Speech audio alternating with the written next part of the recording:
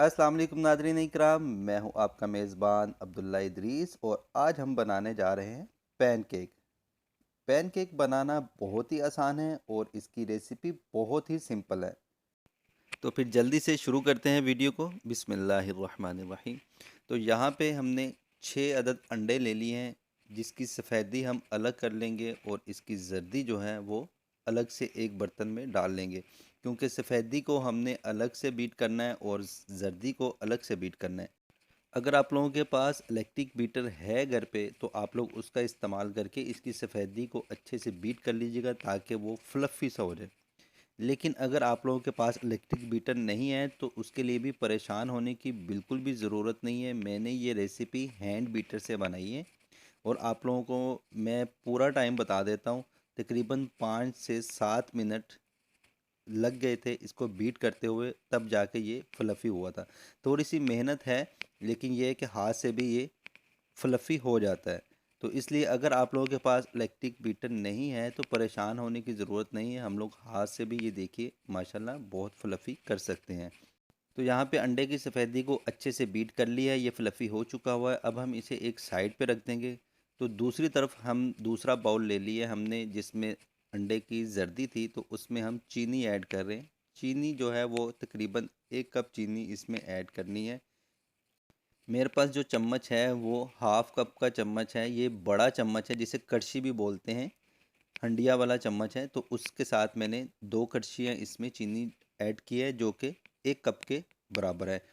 तो 1 कप इसमें चीनी ऐड करके इसे हम अच्छे से बीट करेंगे और इसका एक क्रीमी सा शेप लेके आएंगे। ये देखिए, अच्छे से हाथ से बीट करने से क्रीमी सा बन जाएगा। और इसके बाद हम इसमें कुकिंग ऑयल ऐड करेंगे। कुकिंग ऑयल इसमें आप लोगों ने हाफ कप के करीब ऐड करना है और उसके बाद दोबारा इसको अच्छे से मिक्स कर देना है। तो साथ में हम थोड़ा सा एसेंस इसमें ऐड करेंगे।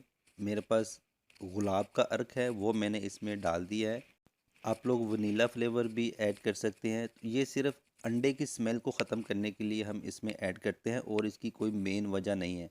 तो उसके साथ हमने इसमें मैदा ऐड किया है और वो भी 2 कड़छियाँ ऐड की हैं, मतलब 1 कप के करीब मैदा इसमें ऐड किया है। तो हम उसके बाद इसे अच्छे से मिक्स कर लेंगे और उसके बाद हमने इसमें वो फ्लफ़ी सा जो बीट करके रखा हुआ था वो ऐड करेंगे और साथ में इसमें बेकिंग पाउडर ऐड करेंगे।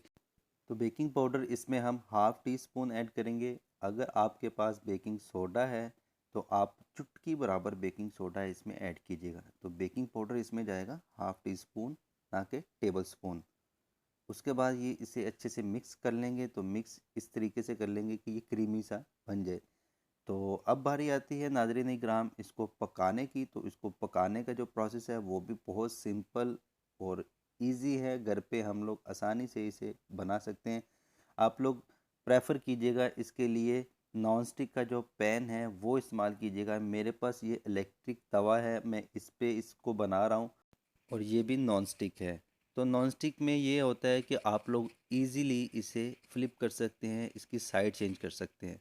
तो मैंने इसका बैटर तवे पे ऐड करने के बाद इसको ढाँप के पकाया है तकरीबन 2.5 से 3 मिनट।